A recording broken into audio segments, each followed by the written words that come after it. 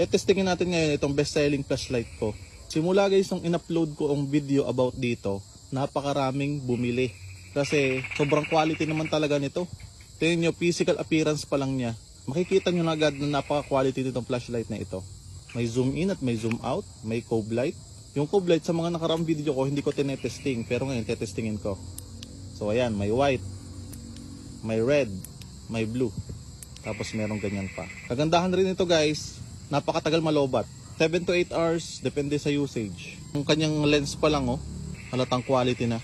Ngayon, tetestingin natin yung kanyang ilaw kahit maliwanag pa.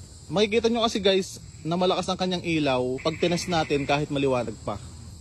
So ayan ganyan siya kaliwanag. Sobrang liwanag, di ba? Tapos meron pa yung mga mode of light.